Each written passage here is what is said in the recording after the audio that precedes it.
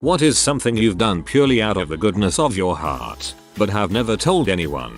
I lost my mom earlier this year and I'm still working through the grief. The first week I came back, my co-workers had gave me a check for several $100s as a kind gesture. I was truly overwhelmed by the generosity. The following week I came into the break room to find one of the techs with a lost look on her face. She had just gotten a phone call that her brother had been murdered the night before. She had moved to our city just a year prior and didn't have any family close by. As I held her and listened to her cry, I booked her a flight home. It was several $100s as she is from a small town and the flight was for later that day. I told her to go be with family and let me know when she was ready to come back. I had no doubt that is exactly what my mom would have wanted me to do. This is incredibly sweet.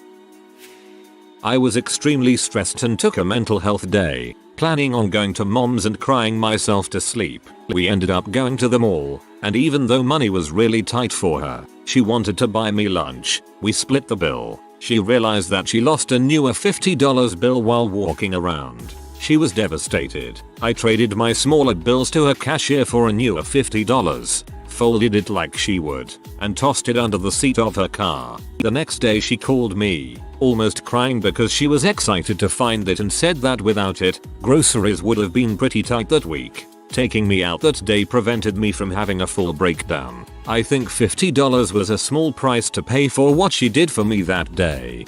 Your gift wasn't just $50. It was letting your mom feel pride in taking care of her child. This is the comment on this thread that finally made me cry. Bought insulin for the child of a lady in front of me at the pharmacy. The woman, single mom, was in tears and didn't have the $200 copay for that month. I gave her my number and told her to call me within the next few days. That was a few years ago. She now manages the office at my practice, makes enough $ for anything she needs wants, and is one of my closest friends. And now she has excellent insurance for herself and her son. Be kind. It can literally change lives. 3. This isn't as impressive as the comments I've read, but this is just something I did recently. I'm a member of a Sims group on FB where people talk about the game, expansion packs, etc. I noticed a comment by a teenager who said her favorite pack would be pets but she can't afford it. I went onto her page and saw that she really loved horses. I could also tell from her pictures that her mum was disabled and money looked tight. I was fortunate enough when I was her age to always get the packs on the release dates, and I used The Sims as a wind down from revising in school. I thought that this girl needed the escapism way more than I ever did, so I bought every expansion pack, messaged her the activation codes, a link to a YouTube video on how to use them, and a short message saying I hope you enjoy playing and to keep smiling. I really do wish her the very best.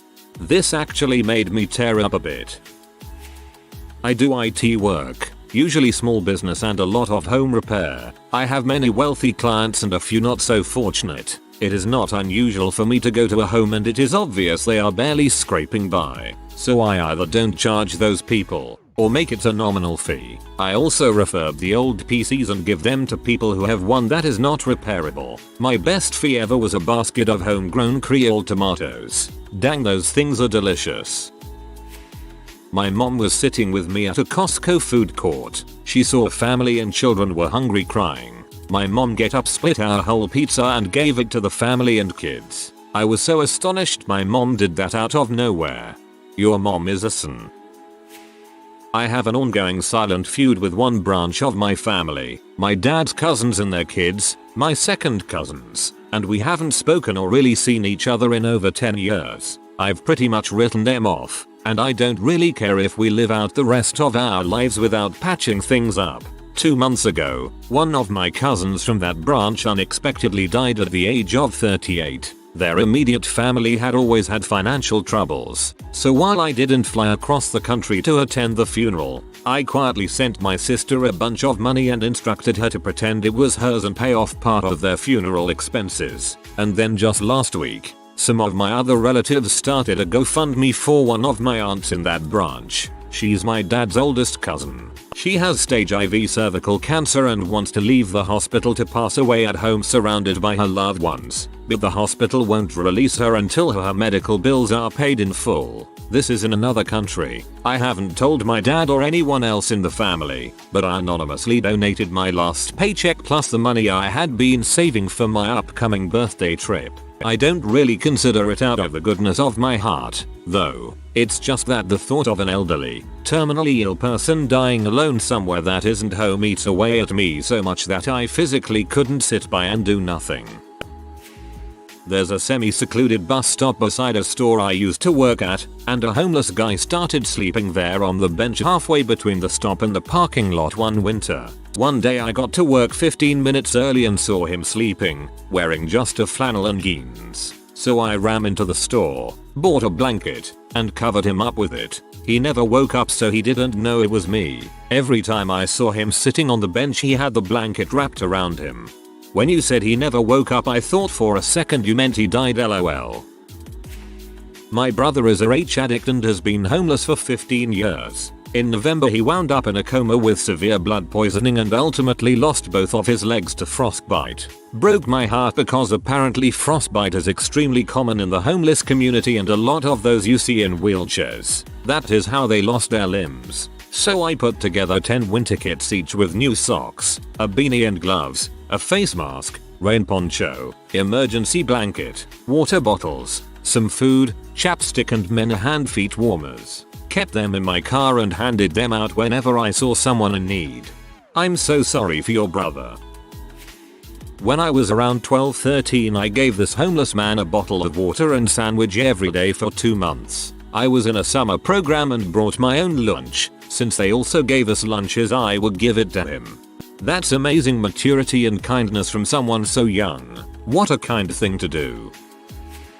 When I worked retail at a Walgreens in Denver, there was this little old lady, Maggie, who would come in every Monday and Friday to go grocery shopping. She couldn't walk very well, so I would try to always help her with her cart and ring her up so she didn't have to wait in line. One time in passing, she mentioned she lived only 1 or 2 houses down from the store and told me her address. Said she really only ever leaves her house to walk over for groceries. During the 2 years I worked there, whenever it snowed on Mondays or Wednesdays, I always got up super early to go and shovel and sprinkle salt on her steps and the sidewalk to the Walgreens so she could safely make it for groceries.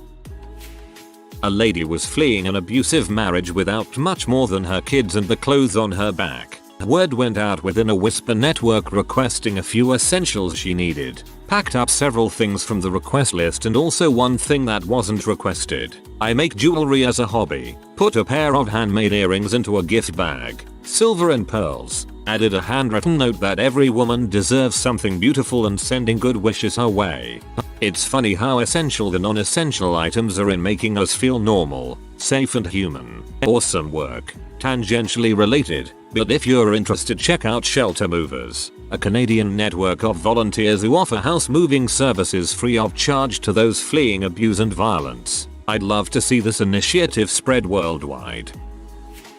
This is kinda a long one but I'll try to keep it sorta short. Back when quarantine and stuff first started, I was headed back from the store and came across a broken down car. He had almost made it into the CVS parking lot, but the car gave out just outside of it. I pulled into the parking lot and asked if he wanted to push out of the road. He did. I pushed the car and got it halfway up the little incline going into the parking lot, but couldn't get it any further by myself. He had a bad leg and couldn't help. Plus he needed to be behind the wheel, but it was out of the street. I asked him what happened, and he told me he had run out of gas. Asked if he had a gas can, and he pulled out a small gas can. I offered to run it down to the gas station and bring it back. On the way back from gilling it up, I began to think to myself that this little bit of gas wouldn't get him very far, and as I had just gotten paid and had just pulled some cash from the bank, figured he could use a little help. When I got to the guy, I gave him the gas can as well as $40 and I told him, I'm not sure how far you need to go, but that little bit of gas isn't gonna get you very far. I hope this helps you out some. He just looked at the money and back at me, like I'd given him the keys to a new house or something.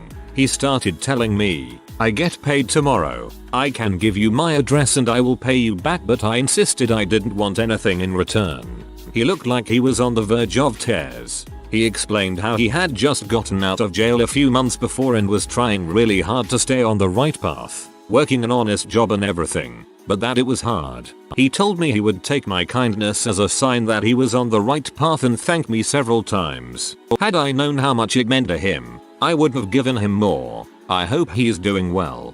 These have all been such a potent reminder that a little kindness can go a long way and make a big difference, but your story is so especially powerful since you saw firsthand your kind deed possibly affecting the course of someone's whole life. Ro, thanks for sharing. At the beginning of the pandemic, I was volunteering at a local pizza shop to distribute slices to kids who otherwise couldn't get fed because the schools were shut down. There was a woman with 3 kids that came by every few days to get slices. Turns out the father had died unexpectedly right before the pandemic started and they lost their house because of the slumlord they were renting from. The mother lost her job because she had no one to watch the kids. They were living in their minivan and things were bad for them. They were so nice and grateful, but ashamed when they'd come by to get slices that I genuinely felt for them.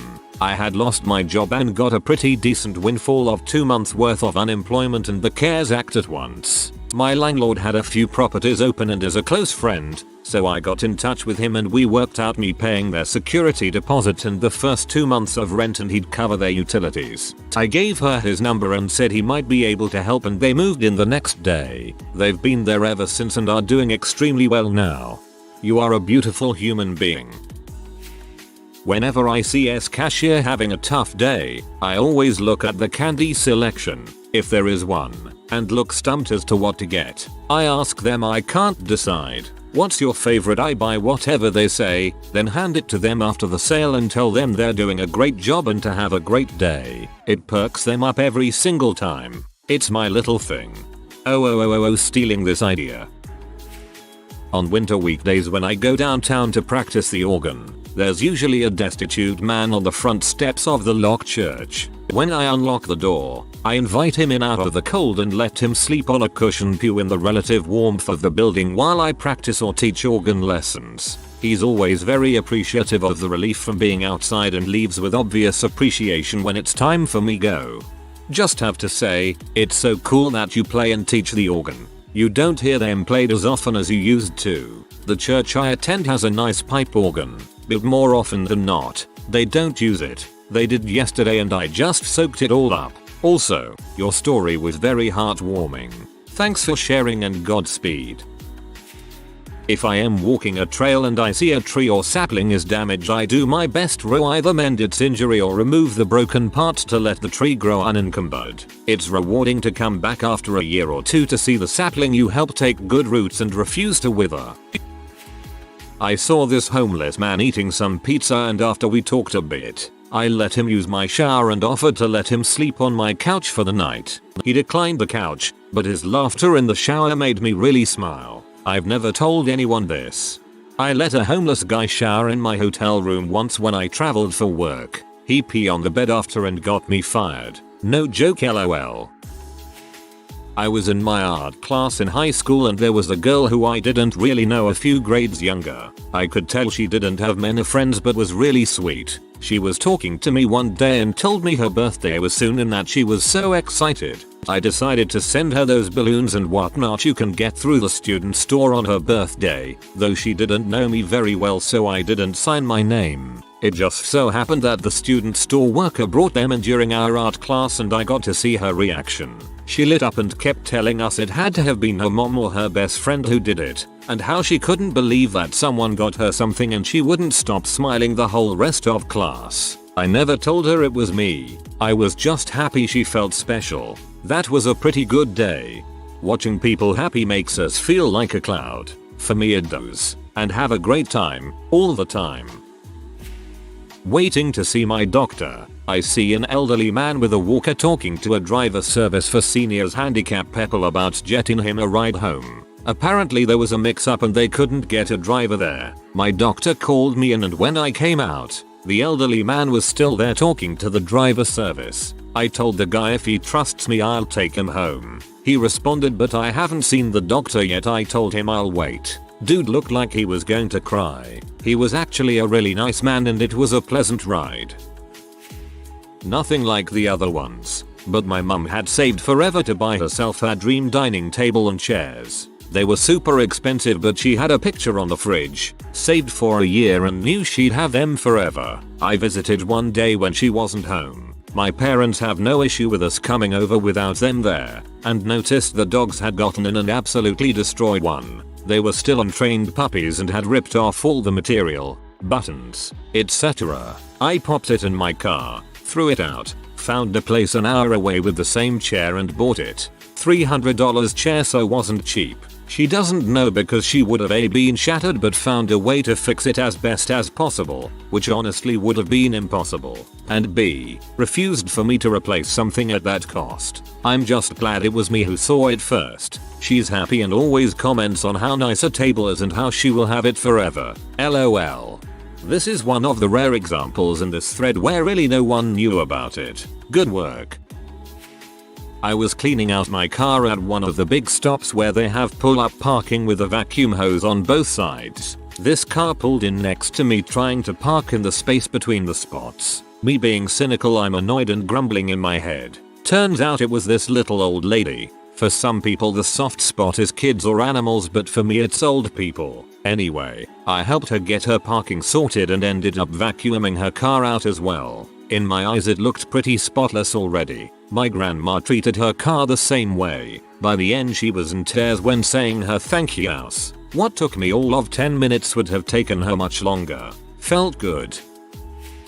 I was getting some breakfast one time after a late night out. I was sitting in the restaurant waiting for my food and this younger boy comes in, probably 13, 14 or so, and orders some food. By the way he was dressed and how he looked, you could tell he was definitely living in rough times. He ordered, and when they told him the total he pulled some wadded up $1 bills from his pocket and some change. He ended up like $4-5 short. He had this defeated look on his face and apologized and turned to walk out. I stopped him, asked the cashier to re-ring up his order, added a large drink and an extra burrito to it, and paid for the whole thing. He tried to give me the money he had, and when I refused he just stood there and slowly tears came over his eyes. I told him to stay strong and not give up because things will get better. I walked out and barely made it to my car before I broke down too. I used to be that kid.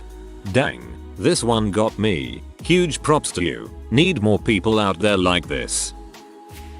I used to walk with a blind student to class in undergrad. He could have gotten to class no problem, but said it was easier for him to have someone accompany him and it gave him someone to talk to.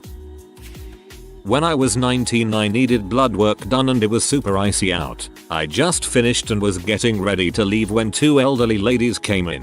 They commented on how slippery it was and if the clinic had anyone to help them walk back to their car. They were told no, so I sat back down and waited. Half an hour later they went in and the receptionist told me I could leave. I was done.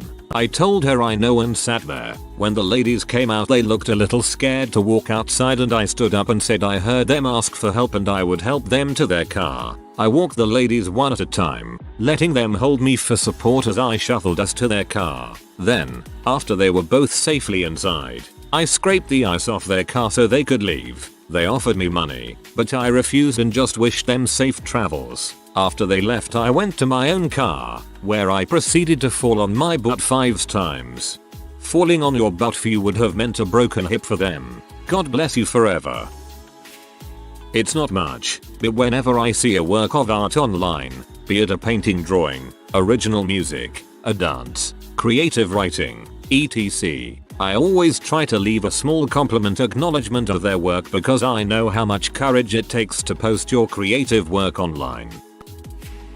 My fiance lost the ring I made her and she was super distraught about it. I handcrafted our rings myself. I metal work. They are interlocking, one of a kind, designed and made entirely by me. So she lost it and we couldn't find it. She was so sad since she loved it. I worked from home during the pandemic, so every time she went to work I started to make a new ring. And in about 4 or 5 days I said I found it and handed her the one I made brand new. She still doesn't know. I'd like to keep it that way as well. I don't need her feeling terrible. She's going to be real confused if she finds the original one. Saw a homeless guy walking on the sidewalk in the middle of a 100-degree day, and it was clear that his feet were severely burned. He was hobbling and his feet were clearly sunburned. I had a brand new pair of shoes in my trunk, so I pulled over and handed it to him. He literally cried and said that I would never understand what this meant to him. It broke my heart. I brought a homeless guy a pair of socks, but he couldn't bend over to change them. I offered to do it for him and got to remove his very well-worn socks and dress him in my new ones. One weekend when I was in my teens, I was wandering around outside daydreaming as bored teenagers with no close friends tend to do. In the vicinity of an old one-room schoolhouse, I found a plastic jar that said "Open Emmy" on the lid, and I did so. The jar was filled with dry black-eyed peas, plus, buried within, a small illustrated flyer that said "Goodbye, Earl." It was a certificate from a local country music station redeemable for free tickets to a Dixie Chicks concert. I found out the next day from a classmate that it was part of a contest in which the station gave out daily clues during a time as to the jar's location, so listeners could search for it. I had stumbled across it entirely by coincidence. I had no interest in country music, but I knew that a girl in one of my classes was a Dixie Chicks fanatic. A couple days after finding it, toward the end of class, I left the certificate on the floor by her desk where she would find it. I had never spoken to this person, nor would I go on to. Beyond the shared space of a classroom, our milks did not intersect. Her look of sheer, incredulous joy and the way she rushed to catch up with one of her friends to show her as the class filed out was the highlight of my day. That would make a great country song. So wholesome. My friend from college was struggling to get the money to pay for his cat surgery. We did everything we could to raise the money. I even asked my father to put this little donation box on his craft beer bar, but we were still missing a few bucks. My friend doesn't know it, but I added some really good money to the box before handling it to him, and OMG, I still remember how grateful he was when he saw the money was more than enough. He also told me, after the surgery, that he never believed we could make it, but he saw the dedication I put into it and believed in. This touches me because a pet can mean the world to someone. Thank you for helping save 2 lives. Not an exact match, but I secretly funded a family of 4's childcare essential worker single mom with 3 kids, in the early days of quarantine. When after school childcare was closed, I reached out to the local facility that was only open for essential workers and asked them if they had a family in need. So technically I told the admin staff person I declined to have my info released and made sure the sponsorship was anonymous. Their first term expired, 2 weeks to flatten the curve. And the facility reached out again. I re-upped. Have never told anyone, not even my household, and we take care to communicate on spending. It was expensive, not quite 2k. The family sent a lovely letter to the facility to pass along and also were very appreciative. I do wonder how they fared. I'm happy to have done it and would do it again. This is honestly the ultimate kindness, and not did you reduce the load pressure on the mother, but also helped set those kids up for life with that access to quality education. In high school, we had this thing called Lollies for Love, and you could send lollipops to people in the school for Valentine's Day. You would fill out slips and put them in jars according to students' homeroom. I noticed there were no slips in the special ed classes jar, so I went home and asked my mom to do extra chores for a little allowance and bought everyone in the class 2 lollipops anonymously. When I was in high school, there was a girl that never talked to anyone, was all alone, and I never once saw her speak for long periods of time, unless it was for projects or something, but that really isn't the main thing. The first time we had the Valentine's Day party, I noticed she seemed really down, because, I think, all the other girls were getting flowers and such from the boys. You could buy flowers and other stuff for someone if you wanted, so I kind of felt bad. I decided to buy her a flower, but anonymously. When she received the flower, she seemed confused, but at least she smiled. The next year, same thing happened. Every girl with flowers except for her, So I did the same. This time she once more seemed surprised, but not bad surprised, happy surprised. Next year I did the same, but this time I gave her a whole bouquet of flowers. She seemed overflowing with joy. People asked her who gave her those, and she said she didn't know, but was happy. Maybe not the most interesting story here, but putting a smile on someone really made me feel happy. I'll bet she remembers that for a long time. Thanks for making a little magic for someone else. I had a neighbor I didn't know very well at all. She had a young kid and a boyfriend who yelled a lot. We exchanged numbers for some reason. She texted me out of the blue and asked to borrow money but wanted to meet me at a gas station instead of at the house. I assumed it was so I could just put gas in the tank but went and got cash. She was so squirrely when I got there and I felt like something was up. I gave her a 50 and I filled her tank. She kept saying I was helping her out so much and no one else would and that she would pay me back. I told her I don't lend money, it's a gift. I never saw her again. I have no idea what that was about, what she did with the money. I'd nearly forgotten about it. I hope she's okay. Hopefully she used it to escape the boyfriend. If you are new to the channel, you can subscribe. I publish new videos every day. Until then, check another video.